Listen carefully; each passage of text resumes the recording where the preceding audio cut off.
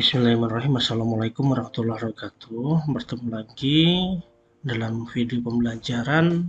Oke, pada kesempatan kali ini kita melanjutkan daripada diskusi kita dalam video ini. Pada video sebelumnya itu kita sudah membahas terkait dengan uji homogenitas antar dua kelompok seperti itu. Nah, uji normalitasnya pun juga sudah kita analisis ya, baik itu pakai Kolmogorov-Smirnov ataupun uji Lilliefors, dan uji homogenitasnya kita sudah menggunakan uji F ya dari Holly. Nah, pada kesempatan kita kali ini kedua uji prasyarat itu sudah kita bahas. Nah, actionnya kemana ya, kedua yang tentunya kedua analisis sebelum itu, analisis prasyarat ya sebelumnya itu namanya, itu digunakan untuk sebagai acuan dalam uji analisis selanjutnya yang berkaitan dengan uji parametris ya. Dan di dalam uji parametris ini itu ada uji kesamaan dua rata-rata apabila grupnya atau kelompoknya atau kelasnya itu ada dua kelas eksperimen ataupun kelas kontrol, ataupun datanya ada dua, intinya seperti itu. Nah, baiklah, masih kita menggunakan data yang sebelumnya. Oke. Jadi data A dan data B itu berturut-turut merupakan hasil belajar statistik mahasiswa yang belajar dengan pendekatan open-ended dan contextual learning seperti itu. Nah, di sini kita disuruh menentukan apakah terdapat perbedaan hasil belajar mahasiswa antara kedua pendekatan tersebut. Artinya di sini tidak ada kelas eksperimen ataupun kelas kontrol, namun adanya kelas eksperimen dan kelas eksperimen. Seperti itu. Jadi eksperimen 1, eksperimen 2. Sehingga hipotesis penelitiannya itu adalah terdapat perbedaan. Karena di sini kita ingin melihat perbedaan ya. Hasil belajar statistik mahasiswa yang belajar dengan pendekatan open-ended dan contextual teaching and learning seperti itu. Itu untuk hipotesis penelitiannya.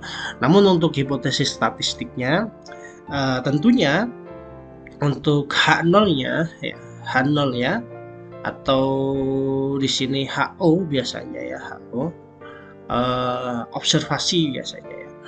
Nah, itu tentunya dia mu 0 ya. Mu 0 itu adalah koefisien rata-rata ya, koefisien rata-rata dari OE ini ya, open ended sama dengan koefisien rata-rata dari CTL atau contextual teaching and learning seperti itu. Nah, tentunya di sini tidak ada perbedaan. Nah, tidak ada perbedaan. Terus H alternatifnya ya itu tentunya koefisiennya antara open ended dan contextual teaching and learning itu tentunya memiliki perbedaan.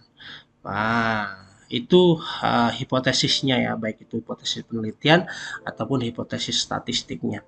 Nah, sehingganya di sini rumus yang kita gunakan itu pakai uji T seperti ini ya. Rumusnya DO ini adalah terkait dengan apakah ada perbedaan awalnya seperti itu.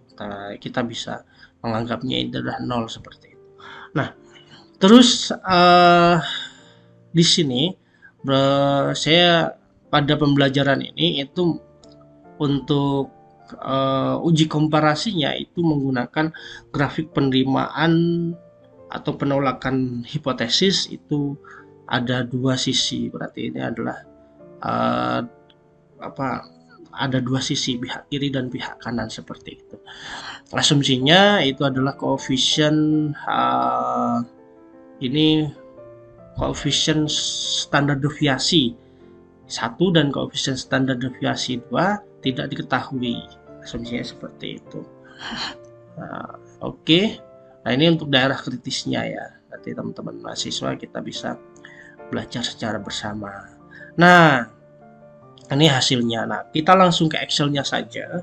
Seperti apa untuk daripada analisisnya. Baik, langsung kita ke Excel-nya. Oke, jadi yang kita gunakan itu adalah data kelompok A dan data kelompok B. Baiklah, berarti di sini langkah yang pertama itu adalah tentunya mengcopy ya daripada data kelompok A dan kelompok B seperti itu.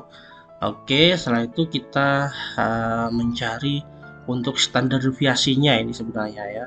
Kolom ini sebenarnya untuk mencari standar deviasinya, kolom ini juga sama untuk mencari standar deviasinya. Ya, karena persamaan standar deviasi itu ada untuk persamaannya bisa kita cari. Namun di Excel ini pada pembelajaran ini kita langsung menggunakan rumus yang ada di Excel atau fasilitas yang ada di Excel. Oke, baiklah, berarti sekali lagi teman-teman semuanya dikopikan data yang ada di kelompok A dan data yang ada di kelompok B, dan kita kasih kode bahwasanya data A itu adalah OA open ended ya tadi, terus yang B itu adalah CTL ya, contextual teaching and learning. Baiklah, langsung saja. Berarti di sini seperti yang saya sampaikan tadi, kita mencari meannya karena ada di persamaan ini ya, persamaan ini kita gunakan. Jadi rata-rata di kelompok pertama, rata-rata di kelompok kedua, terus kita mencari varians di kelompok pertama, varians di kelompok kedua. Jadi persamaan ini kita butuhkan. Oke, langsung berarti jadi kalau semuanya ini saya hapus ya, saya hapus. Oke, ini saya juga hapus. Berarti di sini langsung saja average ya, sama dengan average dari mana, dari sini ya. Oke, di enter seperti itu. Terus di sini SSKA berarti standar deviasi kelompok yang A ya, berarti sama dengan STDEV.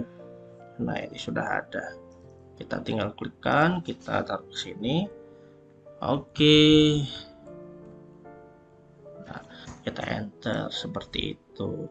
Nah untuk untuk variansnya berarti sama dengan ke atas dikuadratkan ya. Nah seperti ini kita dapatkan. Ini sebenarnya tinggal copy, ini tinggal paste ke sini sebenarnya. Oke.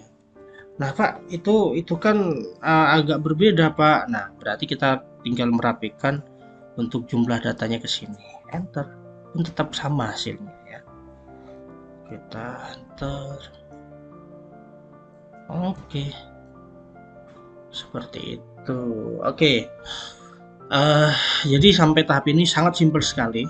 Nah, selanjutnya sekali lagi, data yang kita butuhkan adalah ada di kolom ini. Ya, data yang kita butuhkan ada di kolom itu. Nah, baiklah, langsung kita mencari untuk T hitungnya. Nah, namun sebelum kita mencari T hitung, tentunya kita harus mencari, kan T hitung itu kan rata-rata daripada open ended dikurang rata-rata daripada CTL dibagi dengan akar SP kuadrat. SP kuadrat itu ada persamaannya ini ya, terus varians dari gabungan ya, seperti itu dikali dengan 1/n plus 1/n. Nah baiklah, kita terlebih dahulu berarti mencari SP ini ya, SP ini. Oke, nah ini kurang kuadrat ini, SP kuadrat. Oke, SP kuadrat. Oke, berarti langsung saja kita lihat persamaannya. Perhatikan di sini, kita lihat persamaannya. Di sini ada N. N ini berarti punyanya OE ya, open ended.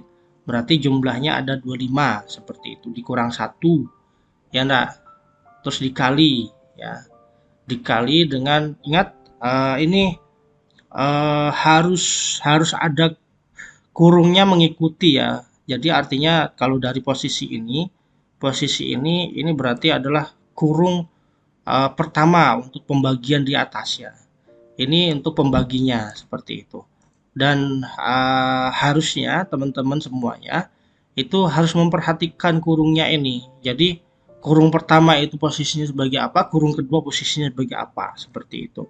Baiklah, kurung pertama itu yang hitam itu adalah untuk membagikan ya antara uh, atas dan bawah seperti itu. Pembagi dan pembilang seperti itu. Yang dibagi dan yang membagi seperti itu.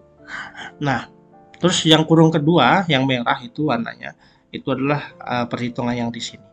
Berarti langsung saja 25 dikurang 1 BF35 itu adalah varians daripada open ended. Nah, kita cek di sini. Nah, ini varians daripada open ended ditambah dengan M-nya itu adalah banyaknya daripada CTL respondennya, dikurang 1 dikali dengan BH39. BH39 itu adalah varians daripada CTL seperti itu, dibagi ditutup kurang lagi, terus dibagi dengan N plus M dikurang 2, berarti 25 ditambah 21 dikurang dengan 2 seperti itu, sehingga kita dapatkan ini. Nah, terus perhatikan di sini, kita langsung mencari T hitungnya. Perhatikan di sini. Jadi setelah kita mencari varians gabungan, berarti kita mencari T hitung. T hitung rumusnya adalah X bar OE dikurang dengan X bar CTL. Berarti mana tuh? Coba tuh lihat. X bar ini kan X bar. Berarti 52,8 dikurang dengan 63,952 dibagi dengan akar SQRT, akar daripada ini ya. Terus ini 1/n-nya ini sudah ada di sini ya. 1/n-nya itu adalah BH41 dan BF41 juga seperti itu. Jadi kan ini adalah 1/21, ini adalah 1/25 seperti itu, sehingga kita enter. Nah, di sini kita dapatkan nilai negatif ya. Jangan khawatir karena ini adalah uji pihak kiri dan kanan ya. Karena ini adalah uji pihak kiri dan kanan, sehingganya kalau seumpamanya kita nilainya negatif, berarti kita bisa gunakan yang sisi kirinya seperti itu. Nah, setelah dapat T hitung, tentunya kita bisa mencari T tabelnya. T tabelnya itu tinggal kita di Excel itu sudah ada ya, sudah ada T tabelnya itu seperti ini ya. Jadi T tabelnya itu kan kalau tidak salah ini kriterianya ya, T tabel itu adalah alfa dibagi dengan 2 ditambah dan seterusnya itu ya. Nah, di sini berarti alfanya berapa? Alfanya 0,25. Kenapa 0,5 dibagi dengan 2? Terus sebentar. DK-nya itu adalah